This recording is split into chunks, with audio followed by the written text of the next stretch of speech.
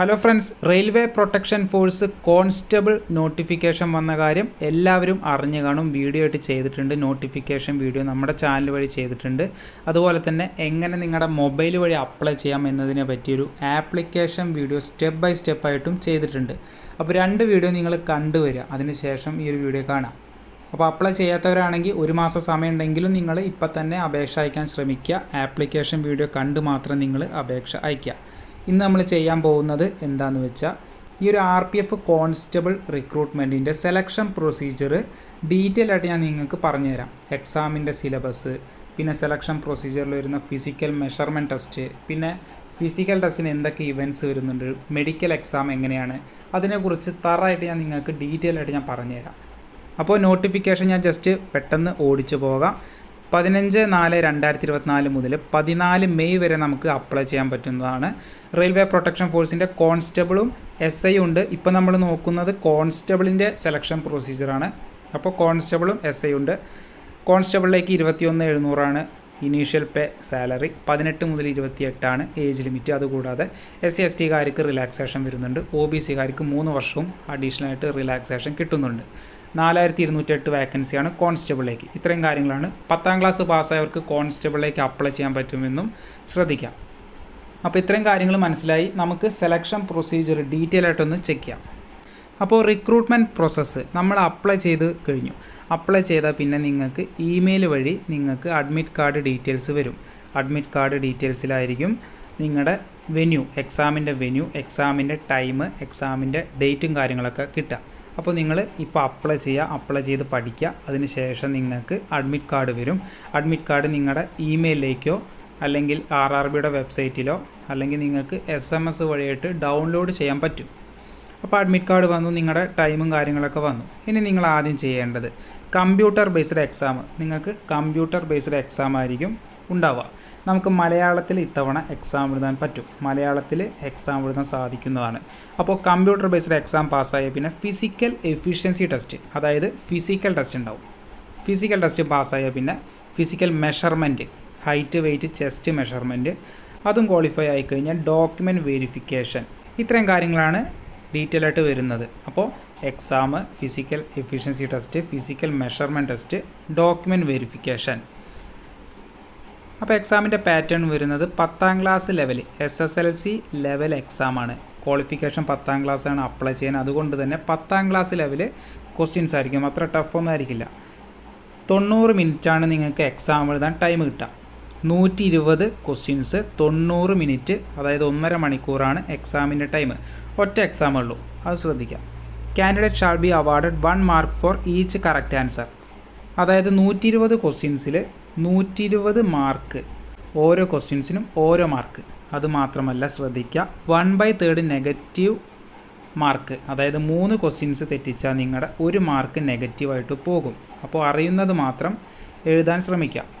പിന്നെ minimum pass mark percentage മാർക്കാണ് 35%. UR EWS OBC SC/ST 30% pass mark. ശതമാനമാണ്, മാർക്കല്ല. 120 questions നിന്ന് 35, 30.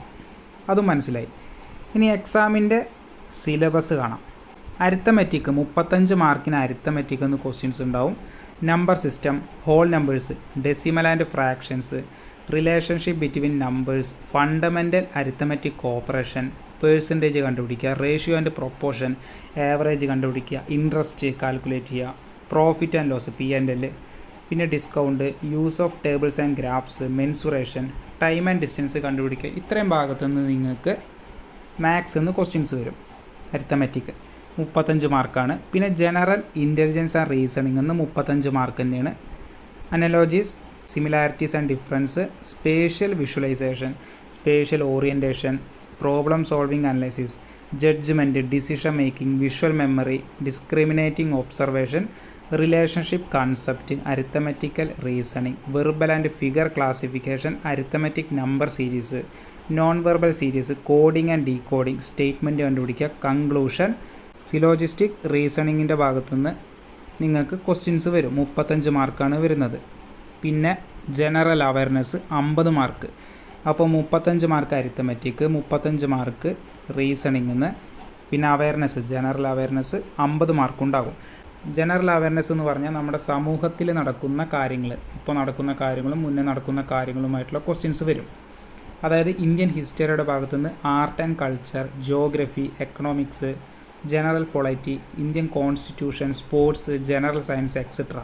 അപ്പോൾ സ്പോർട്സൊക്കെ നമുക്കറിയാം IPL നടന്നുകൊണ്ടിരിക്കുകയാണ്, അതിനെക്കുറിച്ച് ക്വസ്റ്റ്യൻസ് വരാൻ ചാൻസ് ഉണ്ട്. അപ്പോൾ അതിനെക്കുറിച്ചെല്ലാം ക്വസ്റ്റ്യൻസ് നിങ്ങൾ തറായിട്ട് പഠിക്കുക.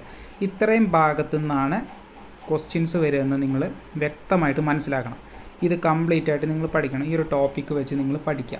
അപ്പോൾ അതിൻ്റെ ഡീറ്റെയിൽസ് വേണമെങ്കിൽ ഒന്ന് വീഡിയോ ഇട്ട് ഞാൻ ചെയ്യാം. ബുക്കിനെ കുറിച്ച് വീഡിയോ വേണമെങ്കിൽ ഒന്ന് പറഞ്ഞാൽ മതി. അപ്പോൾ ആദ്യം നമുക്ക് ഈ ഒരു എക്സാം നിങ്ങൾ ക്വാളിഫൈ ആയാൽ പിന്നെ ഫിസിക്കൽ എഫിഷ്യൻസി ടെസ്റ്റ് ബോയ്സിന് 5 മിനിറ്റ് 45 സെക്കൻഡിൽ 1600 മീറ്റർ ഓടിക്കയറുക. ഗേൾസ് 3.40 സെക്കൻഡ് 3 മിനിറ്റ് 40 സെക്കൻഡിൽ 800 മീറ്റർ ഓടിക്കയറുക. പിന്നെ ബോയ്സിന് 14 feet long jump, 4 feet high jump ഉണ്ടായിരിക്കും. ഗേൾസിന് 9 feet long jump, 3 feet high jump നിങ്ങൾ ചാടിയിരിക്കണം. അപ്പോൾ എക്സാം കഴിഞ്ഞു, ഫിസിക്കൽ ടെസ്റ്റ് കഴിഞ്ഞു. ഇനി ഫിസിക്കൽ മെഷർമെൻറ്റ് ടെസ്റ്റാണ് വരുന്നത്. ജനറൽ OBC EWSകാർക്ക് 165 സെൻറ്റിമീറ്റർ ഹൈറ്റ് വേണം ആൺകുട്ടികൾക്ക്. പിന്നെ SC STകാരാണെങ്കിൽ 160 സെൻറ്റിമീറ്റർ ഹൈറ്റ് ഉണ്ടായാൽ മതി. ഇനി പെൺകുട്ടികളുടെ കേസ് 157 സെൻറ്റിമീറ്റർ ജനറൽ EWS OBCകാർ ഹൈറ്റ് ഉണ്ടാവണം. 152 SC STകാർ പെൺകുട്ടികൾ ഹൈറ്റ് ഉണ്ടാവണം. ഇനി ചെസ്റ്റ് അത് ബോയ്സിന് മാത്രമേ വരുന്നുള്ളൂ. 80 സെൻറ്റിമീറ്റർ നോർമൽ ഉണ്ടായിരിക്കണം. ഇനി SC STകാരാണെങ്കിൽ 76.2 സെൻറ്റിമീറ്റർ ചെസ്റ്റ് ഉണ്ടാവണം. പിന്നെ എക്സ്പാൻഷൻ 5 സെൻറ്റിമീറ്ററാണ് കൂടുതൽ വേണ്ടത്. അപ്പോൾ ഇത്രയും കാര്യങ്ങൾ ക്ലിയറായി. ആർമിയിലുള്ള പോലെ ഫിസിക്കൽ ടെസ്റ്റിന് മാർക്ക് വരുന്നില്ല. ആകെ മാർക്ക് കിട്ടുന്നത് നിങ്ങൾക്ക് എക്സാമിന് മാത്രമാണെന്ന് ശ്രദ്ധിക്കുക. അപ്പോൾ എക്സാമിന് മാത്രമേ മാർക്ക് വരുന്നുള്ളൂ. അപ്പോൾ നിങ്ങൾ എക്സാം പാസ്സായി, ഫിസിക്കൽ ടെസ്റ്റ് പാസ്സായി, മെഷർമെൻറ്റ് ടെസ്റ്റ് പാസ്സായി. ഇനി ഡോക്യുമെൻറ്റ് വെരിഫിക്കേഷൻ ആയിരിക്കും. നിങ്ങളുടെ ഡോക്യുമെൻറ്റ്സ് ഹാജരാക്കേണ്ട സമയമാണ്. എല്ലാ ഡോക്യുമെൻറ്റ്സും അവർ കറക്റ്റായിട്ട് പരിശോധിക്കും. അത് കറക്റ്റ് ആണെങ്കിൽ മാത്രം നിങ്ങളെ മെഡിക്കൽ എക്സാമിന് വിളിക്കും. മെഡിക്കൽ എക്സാം നമുക്കറിയാം, ഫൈനൽ റിസൾട്ട്, അതായത് ഡോക്യുമെൻറ്റ് വെരിഫിക്കേഷൻ്റെ റിസൾട്ട് വന്നതിന് ശേഷം നിങ്ങളെ മെഡിക്കൽ എക്സാമിന് വിളിക്കും. അപ്പോൾ മെഡിക്കൽ ടെസ്റ്റിൻ്റെ ഡീറ്റെയിൽസ് പറയുകയാണെങ്കിൽ those wearing glasses or having flat foot, knock knee, squint eyes, colour blindness and other bodily infirmities are not eligible for the appointment. അതായത് കണ്ണട വെച്ചവർക്ക് ക്വാളിഫൈ ആവാൻ പറ്റില്ലെന്നാണ് പറയുന്നത്. ഫ്ലാറ്റ് ഫുട്ട്, കാൽപാദം പരന്നവർക്ക് ഫ്ലാറ്റ് ഫുട്ട്, പിന്നെ നോക്നി, പിന്നെ സ്ക്വിൻഡൈസ്, കളർ ബ്ലൈൻഡ്നെസ് ടെസ്റ്റ് തുടങ്ങിയ ടെസ്റ്റുകളെല്ലാം നടത്തും മെഡിക്കൽ എക്സാമിന്. അപ്പോൾ അതൊക്കെ ശ്രദ്ധിക്കുക. അപ്പോൾ നിങ്ങൾ മെഡിക്കൽ എക്സാമും ക്ലിയർ ആയാൽ പിന്നെ നിങ്ങൾക്ക് ഫൈനൽ മെറിറ്റ് ലിസ്റ്റ് വരും. അതിൻ്റെ ശേഷമാണ് ട്രെയിനിങ്ങിന് വിളിക്കുക. നിങ്ങളുടെ railway protection force, railway protection special force training സെൻറ്ററിലായിരിക്കും ട്രെയിനിങ് ഉണ്ടായിരിക്കുക. ട്രെയിനിങ്ങിന് ശേഷമാണ് നിങ്ങൾക്ക് അപ്പോയിൻമെൻറ്റ് കിട്ടുക. അപ്പോൾ ഇത്രയും ഡീറ്റെയിൽസാണ് റെയിൽവേ പ്രൊട്ടക്ഷൻ ഫോഴ്സ് RPF കോൺസ്റ്റബിളിൻ്റെ സെലക്ഷൻ പ്രൊസീജിയർ. അപ്പോൾ എല്ലാ കാര്യങ്ങളും മനസ്സിലായി എന്ന് വിചാരിക്കുന്നു. എന്തെങ്കിലും ഡൗട്ട് വരികയാണെങ്കിൽ ഒന്ന് കമൻ്റായിട്ട് രേഖപ്പെടുത്തുക. അതുപോലെ തന്നെ വീഡിയോ ഒന്ന് ലൈക്ക് ചെയ്തിട്ട് സപ്പോർട്ട് കാണിക്കുക. നിങ്ങളുടെ ഫ്രണ്ട്സിലേക്കും വീഡിയോ അയച്ചു കൊടുക്കുക. അപ്പോൾ ചാനൽ ആദ്യമായിട്ട് കാണുന്നവർ ഇതുപോലത്തെ യൂസ്ഫുൾ ആയിട്ടുള്ള ജോബ് അപ്ഡേറ്റ്സ് കിട്ടാൻ വേണ്ടി സബ്സ്ക്രൈബ് ചെയ്ത് വെച്ചോളൂ. എന്തായാലും ഫ്രണ്ട്സ്, നമുക്ക് പുതിയൊരു വീഡിയോ ആയിട്ട് കാണാം. ബൈ.